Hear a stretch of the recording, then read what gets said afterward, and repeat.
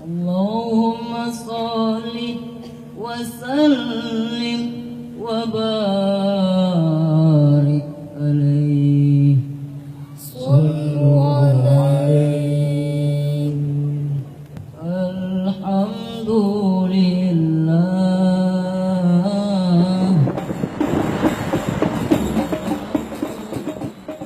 Sungai Maro mengalir dari timur laut tanah Papua ke barat daya dan bermuara di Laut Arafura. Di hilir Sungai Maro inilah denyut nadi kehidupan muncul, dimulai sejak kedatangan bangsa Belanda di tahun 1902 yang kemudian menjadi ruang tamu paling timur di wilayah Republik Indonesia yang berbatasan langsung dengan negara Papua Nugini yang kemudian dikenal dengan kota Merauke. Hal ini membuat keberadaan kota ini sungguh berarti dan istimewa bagi sejarah perjuangan berdirinya Indonesia hingga diabadikan menjadi sebuah lagu perjuangan yang berjudul Dari Sabang Sampai Merauke. Merauke sebagai kota perbatasan memiliki tantangan yang cukup kompleks. Tantangan utama yaitu mempertahankan nasionalisme untuk mencegah terjadinya disintegrasi. Persoalan ekonomi seringkali menjadi dasar lunturnya rasa nasionalisme di daerah perbatasan. Keterlambatan perkembangan ekonomi seringkali sejalan dengan keterlambatan penguasaan sains dan teknologi dari sumber daya manusia yang ada. Sehingga sumber daya manusia yang ada kalah bersaing dengan para pendatang. Atau justru sumber daya manusia yang seharusnya memiliki potensi pergi meninggalkan wilayahnya. Dinamika berkembangnya Merauke seiring sejalan dengan banyaknya para pendatang, maka berbaurlah beragam etnis walau budaya suku lokal masih sangat dominan. Ragam etnis tersebut sudah pasti akan diiringi dengan keberagaman agama yang dianut masyarakatnya. Walaupun Papua dikenal dengan mayoritas penduduknya beragama Nasrani, namun Islam di Merauke tumbuh pesat dan menjadi salah satu agama yang paling banyak dianut oleh warganya. Sehingga Islam memiliki peranan penting dalam perkembangan masyarakat di Merauke. Dengan mengedepankan pendidikan berbasiskan pengembangan akhlak dan kebangsaan, serta kemampuan penguasaan sains dan teknologi, pendidikan pondok pesantren menjadi salah satu alternatif yang tepat. Pondok pesantren An-Najah Yamra merupakan salah satu jawaban masyarakat Muslim di Merauke untuk memecahkan semua tantangan yang terjadi di Merauke. Melalui visinya memberikan pengajaran sains, teknologi, nasionalisme, zikir, fikir, dan inovatif guna memperkuat tujuan dari misi Pondok Pesantren An-Najah Yamra, yaitu menghasilkan anak didik yang profesional, berwawasan Islami, berjiwa nasionalisme, menghasilkan anak didik yang mampu menganalisis dan mengantisipasi kebutuhan masyarakat dan mengembangkan tugas pendidik, menghasilkan anak didik yang dapat membimbing dan sekaligus sebagai fasilitator. Sejarah berdirinya Pondok Pesantren An-Najah Yamra Merauke itu berawal dari pengiriman dai yang diutus oleh Pertamina pada tahun 1986, yaitu Bapak Kiai Haji Mahrus Amin ke Merauke. Pada tahun 1992 beliau mengirimkan Ustadz Khudori ke Merauke dalam rangka merealisasi kerjasama mendirikan pondok pesantren. Diawali dengan mendirikan madrasah diniyah, kemudian madrasah ibtidaiyah, kemudian TPA. Selanjutnya melihat perkembangan Merauke yang secara geografis tanah Masjid Raya adalah di tengah jantung kota Merauke, sehingga memungkinkan untuk membuat fasilitas-fasilitas pendidikan yang ada di lingkungan. Tahun 93 berdirilah secara formal dengan santri 24 anak dan secara keseluruhan berasal dari wilayah transmigrasi. Sampai sekarang santri kita sebanyak 192 yang terdiri dari 122 adalah perempuan, kemudian 70 adalah laki-laki.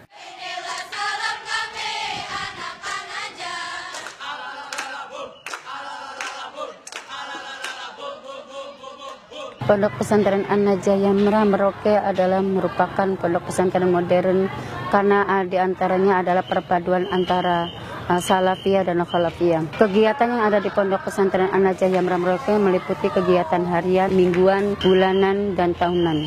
Adapun proses pembelajaran yang ada di Pondok Pesantren An-Najayah Merauke baik di tingkat Madrasah Sanawiyah maupun di tingkat Madrasah Aliyah mengikuti jadwal sholat. Kurikulum yang digunakan adalah satu, untuk pendidikan agama kita memakai kurikulum K13, sedangkan untuk pendidikan umum kita memakai KTSP, dan adapun untuk pengembangan diri bagi santriwan dan santriwati adanya kajian-kajian kitab kuning. Kemudian di dalam ekstrakurikuler adanya drum band, muhadoroh, pramuka atau kepanduan, nasyid dan hadrah. Sarana prasarana yang dimiliki di dalam Pondok Pesantren An-Najayah Merauke itu meliputi antaranya lab bahasa, lab komputer, kemudian lab fisika, biologi, kimia, dan kemudian di bidang life skill adanya perkayuan atau furniture. Semua sarana yang kita miliki ini adanya kontribusi dari Kementerian Agama melalui bantuan IDB pada tahun 2004. Prestasi yang didapatkan oleh santri An-Najayah Merauke diantaranya adalah di tingkat nasional kita pernah memenangkan juara 1 di bidang seni budaya yang diadakan di Bandung. Kemudian juara kedua di bidang seni budaya pula yaitu di Batam. Adapun di bidang fahmil Quran kita pernah meraih juara 1 tingkat nasional. Di bidang kepanduan alhamdulillah kita selalu memenangkan juara umum dalam kategori juara umum dan juara terbaik tingkat kabupaten maupun di tingkat provinsi. Satu-satunya agama yang mengajarkan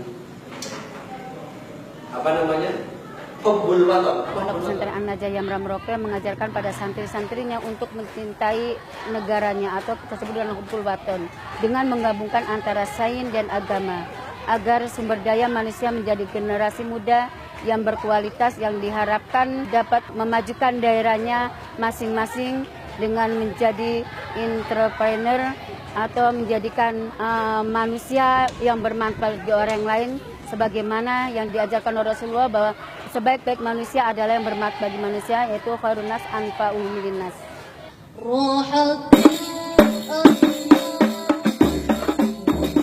Sebagai pondok pesantren yang berada di daerah perbatasan, tentu saja dihadapkan pada masalah multikulturisme karena adanya heterogenitas masyarakat secara budaya.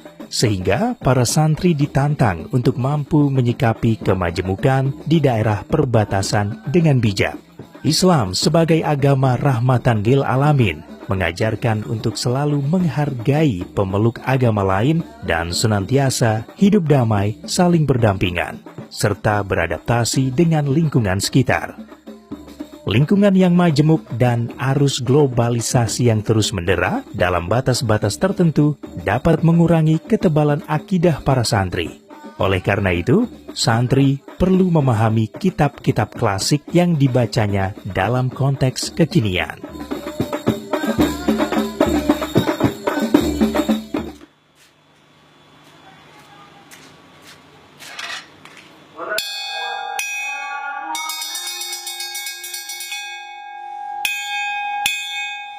Saya berasal dari Wakabah. Jarak tempat tinggal saya ke pesantren mencapai 100 km. Tujuan saya masuk ke Pondok Pesantren An-Najayah Merauke ini yaitu untuk memperdalam ilmu agama saya karena di tempat tinggal saya ilmu agamanya sangat kurang. Oleh karena itu saya masuk ke pesantren An-Najayah ini. Orang tua saya sangat mendukung masuk ke Pondok Pesantren An-Najayah Merauke ini karena orang tua saya ingin saya lebih baik daripada yang sebelumnya.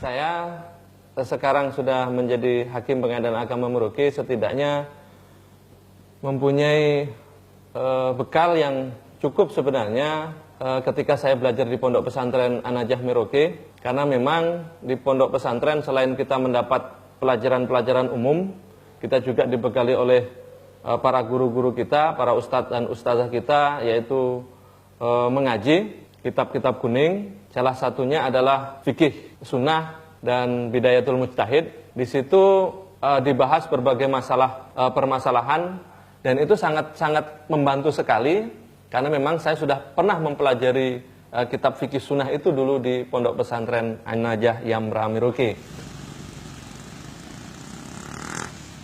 Ada satu hal yang perlu saya sampaikan, tentunya bermula dari kesederhanaan. Dari pesantren sudah diajarkan sebuah kesederhanaan. Kemudian satu prinsip man jada wajada, siapa yang bersungguh-sungguh maka dapatlah ia. Memang sebuah cita-cita, mudah-mudahan bermanfaat bagi nusa, bangsa, dan negara, terutama untuk persatuan dan kesatuan sesuai dengan visi misi pesantren. Dan alhamdulillah di tempat ini memang ditemukan banyak karakter jamaah haji yang datang untuk mendaftar haji, untuk melakukan rukun Islam yang kelima, yaitu pergi ke Tanah Suci. Dan saat ini di tempat kerja saya ini alhamdulillah sudah sekitar 1.900 jamaah yang sudah antri, dan itu salah satu bukti bahwa An-Najah punya peran dalam masyarakat. Dasar-dasar saya sekolah di pondok itu sebagai acuan hidup saya untuk menjadi perawat yang profesional, sebagai aturan-aturan, pedoman-pedoman hidup saya untuk melayani pasien. Bahwasanya kita kembali segala sesuatunya melayani, kemudian dalam pelayanan di rumah sakit itu sendiri harus dengan hati. Jadi dengan saya belajar di pondok, itu menjadi acuan saya, bisa juga melayani, merawat yang berhubungan dengan kemanusiaan. Kemudian kalau banyaknya pelayanan-pelayanan di rumah sakit sini nggak bertentangan antara meskipun yang kami layanin sendiri di sini bukan hanya satu agama saja yang kami layanin ya, bukan hanya Islam, bukan hanya Nasrani, Buddha dan lain sebagainya, tetapi menjadikan beda-beda agama itu menjadikan suatu keindahan, di mana kita harus berbaur. Tidak ada perbedaan dalam melayani, dia agama Islam ataupun Nasrani dan lain sebagainya. Jadi kita pelayanan harus sama ratakan, semua sama, tidak ada perbedaan sama sekali.